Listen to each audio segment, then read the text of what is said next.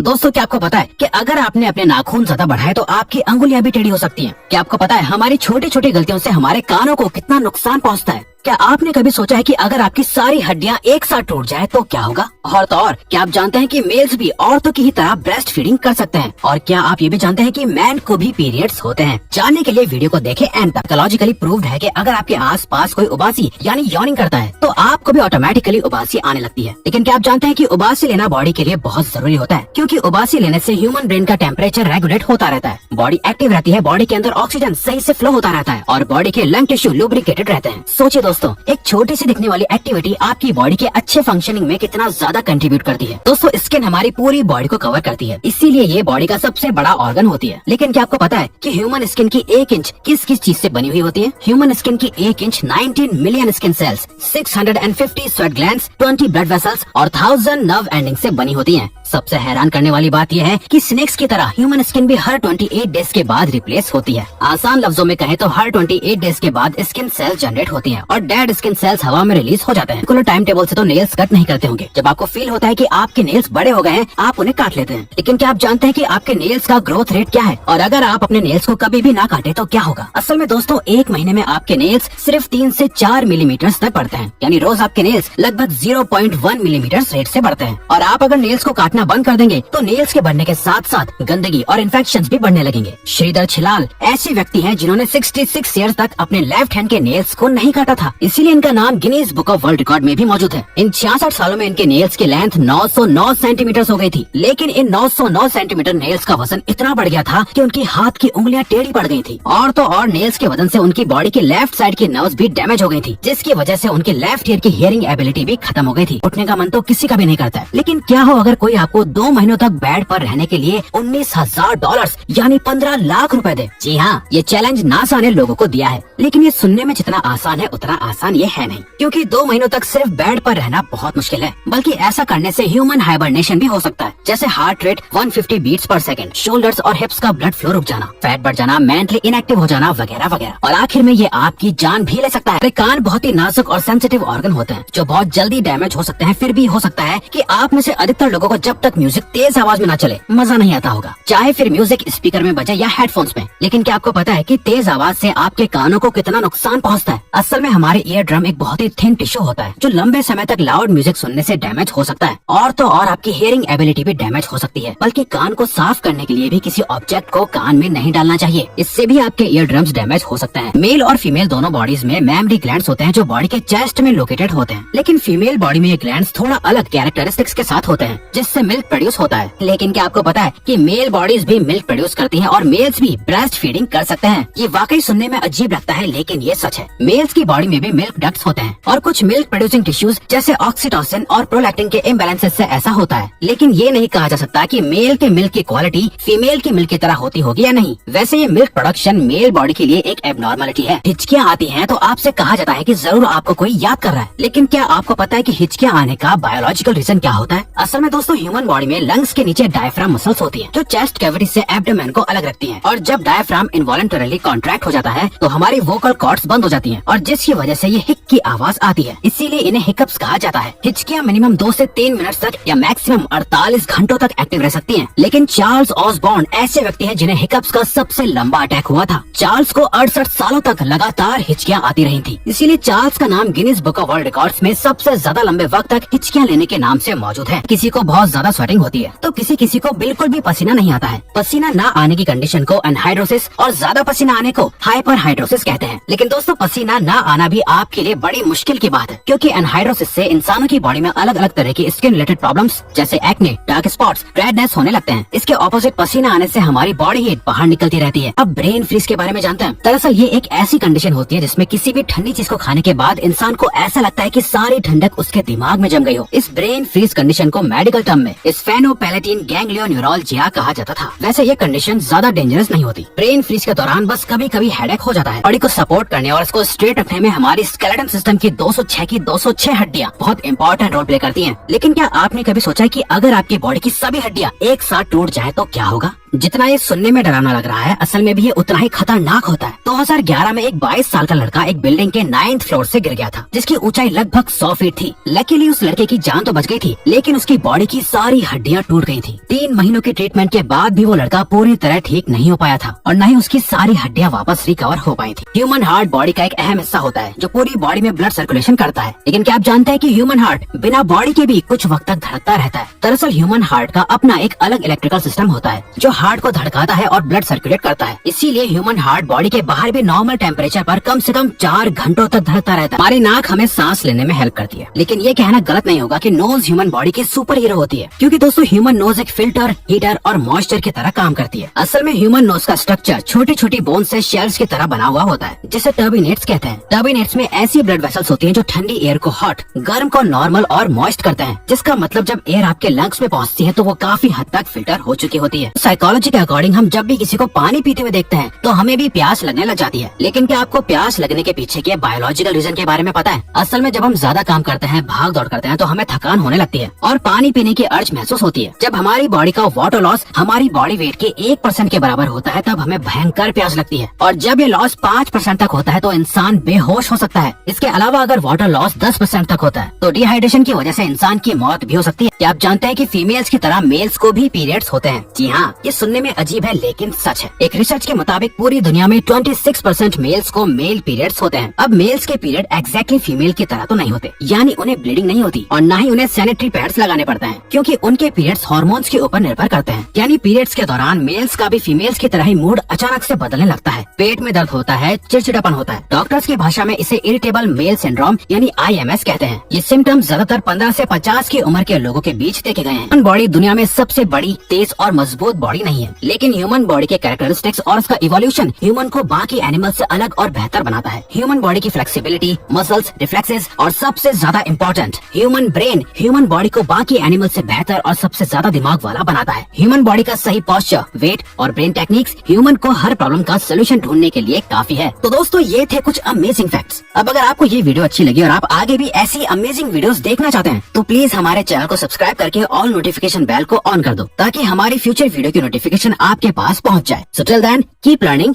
Keep growing.